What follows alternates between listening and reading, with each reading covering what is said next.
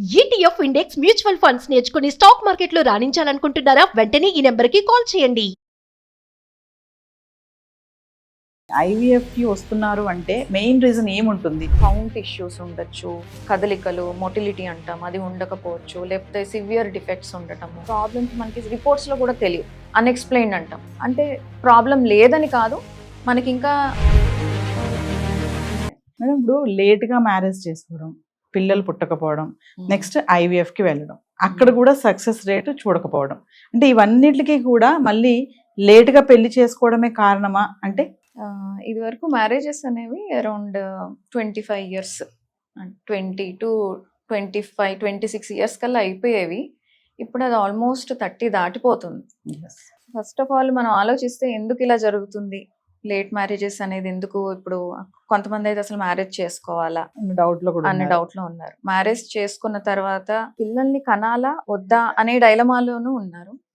వాళ్ళు ఆ డైలమా నుంచి బయటకి వచ్చి మ్యారేజ్ చేసుకొని తర్వాత మళ్ళీ పార్ట్నర్ తోటి కంపాటబిలిటీ ఉంటుందా లేదా చెక్ చేసుకొని పిల్లల్ని కనాలి అనే డెసిషన్ తీసుకునేసరికి ఇప్పుడు ఈ మధ్య కాలంలో ఆల్మోస్ట్ 32 ఇయర్స్ దాటిపోయాకే వస్తున్నారు చాలా మటుకు. సో దానివల్ల ఇంపాక్ట్ ఖచ్చితంగా ఉంటుంది. ఇదంతా జరగడానికి మెయిన్ రీజన్ ఏంటి అని అంటే, ఇప్పుడు అందరూ కూడా ఫైనాన్షియల్ స్టెబిలిటీ కోరుకుంటున్నారు. ఇది వరకులో లాగా హస్బెండ్ సంపాదించటం, వైఫ్ ఇంట్లో ఉండి ఫ్యామిలీని చూసుకోవటం అనే సిస్టమే పోయింది. అది పోవడానికి కూడా ఒక రకంగా సొసైటీ అండ్ అందులో ఉండే ఇష్యూస్ కారణం. ఇంట్లో ఉండి ఫ్యామిలీని చూసుకునే వాళ్ళంటే అలుసు అయిపోవటం, వాళ్ళని ఇన్సల్ట్ చేయటము, తక్కువగా చూడటము, అందరికి లోకు అయిపోవటము, కన్న పిల్లలకి కూడా లోకు అయిపోవటము, ఇన్లాస్ కి లోకు అయిపోవటం, ఇవన్నిటి నుంచి ఈ ప్రాబ్లం నుంచి బయటకి రావాలి అన్న ఉద్దేశంతో ఆడవాళ్ళు చదువుకోవటం, బయట వర్క్ చేయటం, ఫైనాన్షియల్ గా ఇండిపెండెంట్ అవ్విన తర్వాత ఒక సెల్ఫ్ రెస్పెక్ట్ అనేది వచ్చిన తర్వాత మ్యారేజ్ చేసుకోవడం ఆలోచిస్తున్నారు.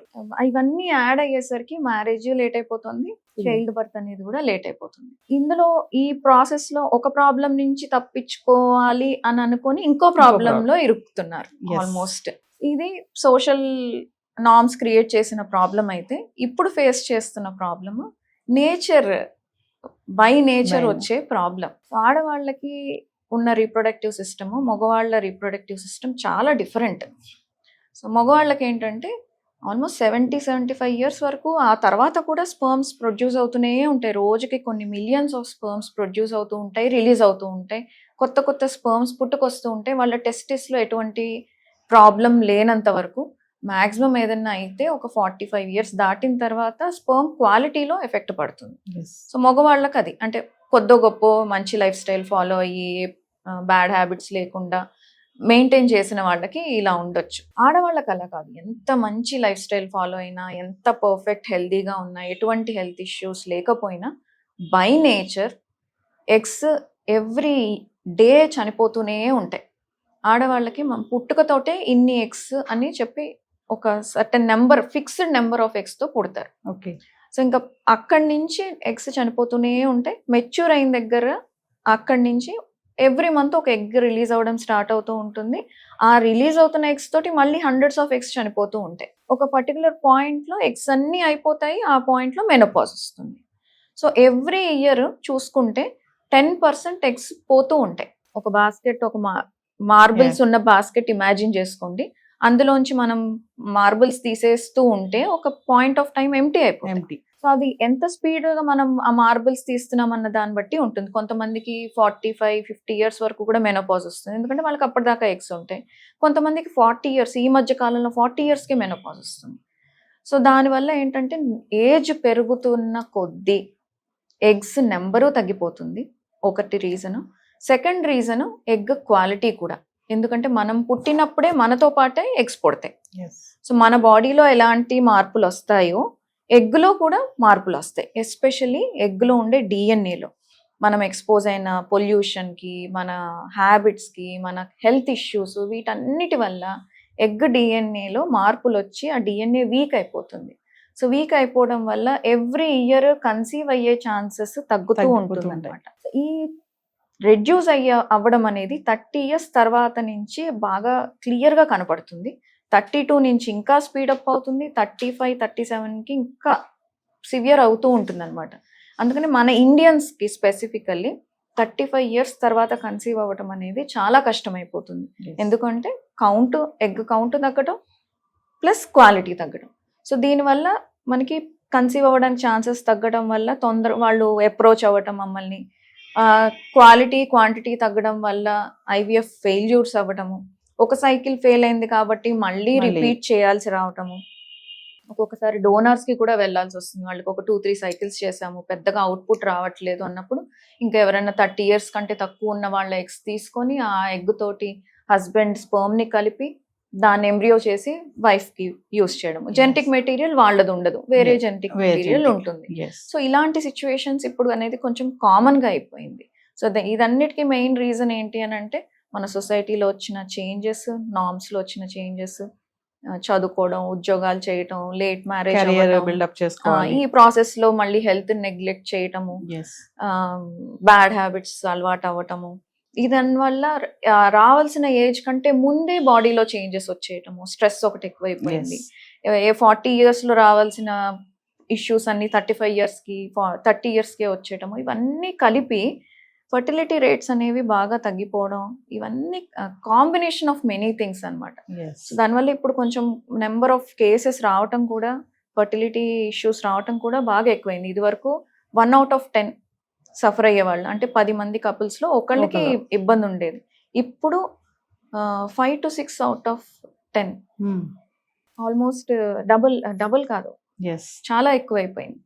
సో ఇవన్నీ మనం కొంచెం చూసుకొని, ఒకవేళ లేట్ మ్యారేజ్ చేసుకోవాలి అని అనుకునే ఆ ఉద్దేశంలో ఉంటే అట్లీస్ట్ ఒక 25 or 26 ఇయర్స్ నుంచి ఒక గైనకాలజిస్ట్ దగ్గరికి వెళ్ళి చెకప్ చేయించుకొని, లేట్గా మ్యారేజ్ చేసుకున్నా పర్వాలేదా, లేదా ఇంకేమన్నా ఆప్షన్స్ ఉన్నాయా అని డిస్కస్ చేసుకొని దాన్ని బట్టి ప్లాన్ చేసుకుంటే ఇవి కొంచెం అవాయిడ్ చేసుకోవచ్చు. ఒకవేళ వాళ్ళ ప్రొఫైల్ అంత బాగోలేదు అనుకున్నప్పుడు ఎయిదర్ మ్యారేజ్ అన్నా తొందరగా ప్లాన్ చేసుకోవాలి, పిల్లలు అదన్నా ప్లాన్ చేసుకోవాలి, లేదా అట్లీస్ట్ ఎగ్స్ ఫ్రీజ్ అన్నా చేసుకోవాలి. అంటే ఈ ఎగ్ ఫ్రీజింగ్ ఏమీ సైడ్ ఎఫెక్ట్స్ లేదు, 100% సక్సెస్ గ్యారంటీ అలా అని కాదు. కాకపోతే వాళ్ళకి ఇంకా వేరే ఆప్షన్ లేదు, ఖచ్చితంగా లేట్ అవుతుంది, పిల్లల్ని కండం ఇప్పట్లో పాసిబుల్ కాదు, ప్రొఫైల్ అంత ప్రామిసింగ్ గా లేదు అని అనుకున్నప్పుడు ఇది ఒక alternative, something like an insurance. So అందరికీ సూటబుల్ కాదు, కానీ పాసిబుల్ అయినప్పుడు మాత్రం ఈ ఆప్షన్ ని వాళ్ళు చూస్ చేసుకోవచ్చు. ఇది ఎగ్ ఫ్రీజింగ్ అన్నారు చూసారా మేడం, బిఫోర్ మ్యారేజ్ వెళ్తారా దానికి? అసలు వెళ్తారు. అంటే ఇది ఇప్పుడు నేను చెప్పింది సోషల్ ఎగ్ ఫ్రీజింగ్, అంటే వాళ్ళ కెరీర్ కోసమో లేకపోతే ఇంకేదన్నా రీజన్ కోసం, మెడికల్ ప్రాబ్లం కాకుండా వాళ్ళు వేరే అదర్ రీజన్స్, ఫైనాన్షియల్ రీజన్స్ కోసం చేసుకునే ఎగ్ ఫ్రీజింగ్ ని సోషల్ ఎగ్ ఫ్రీజింగ్ అంటాం. ఇంకొక వేరే కైండ్ ఆఫ్ ఎగ్ ఫ్రీజింగ్ ఉంది, హెల్త్ ప్రాబ్లమ్స్ ఉన్నప్పుడు. అంటే వాళ్ళకి ఎగ్స్ తొందరగా అయిపోతాయి, లేదు ఓవరీస్ తీసేసేయాలి, లైక్ క్యాన్సర్ పేషెంట్స్ అనో, లేదో కీమోథెరపీయో రేడియేషనో ఇట్లాంటి ట్రీట్మెంట్స్ అండర్గో అవ్వాలి అని అనుకున్నప్పుడు, ఇవన్నీ అయినప్పుడు వాళ్ళ ఎగ్స్ డ్యామేజ్ అయిపోతాయి. సో ఆ ట్రీట్మెంట్స్కి వెళ్ళక ముందే మనం ఎగ్స్ ని తీసి ఫ్రీజ్ చేసి తర్వాత ఫర్దర్ ట్రీట్మెంట్స్కి వెళ్తాం అనమాట. సో అవి యూజువల్ గా యంగర్ వాళ్ళకే చేస్తూ ఉంటారు, ఒక్కొక్కసారి 12-13 ఇయర్స్ పిల్లలకు కూడా చేస్తాం. సో అది మెడికల్ కండిషన్స్ ఉన్న వాళ్ళకి అది చేస్తాం. ఇది సోషల్ ఎగ్ ఫ్రీజింగ్, అంటే వాళ్ళు కెరీర్ ప్లానింగ్ కోసం, లేకపోతే సూటబుల్ పార్ట్నర్ ఇంకా దొరకలేదు అని అనుకున్నప్పుడు ఇది సోషల్ ఎగ్ ఫ్రీజింగ్ అనమాట. సో 2 రకాలుగా మనం యూస్ చేసుకోవచ్చు. ఇది మెడికల్ ఇష్యూస్ డిమాండ్ చేస్తాయి కాబట్టి ఇది చేస్తాము, ఇది వాళ్ళ పర్సనల్ చాయిస్. ఇది కంపల్సరీ చేయించుకోవాలని ఏం లేదు, వాళ్ళ ఫైనాన్సెస్, వాళ్ళ సిచ్యువేషన్ అది చూసుకొని if they can effort for it, అంటే దీనికి పెట్టడం వల్ల వాళ్ళ ఫైనాన్షియల్ బర్డెన్ కాదు, మేము మేనేజ్ చేసుకోగలము అని అనుకున్నప్పుడు this is a good option. ఒక ఫైనల్ ఒకటి చెప్పండి, IVF కి వస్తున్నారు అంటే మెయిన్ రీజన్ ఏముంటుంది అసలు? దానికి కూడా చాలా రీజన్స్ ఉంటాయి.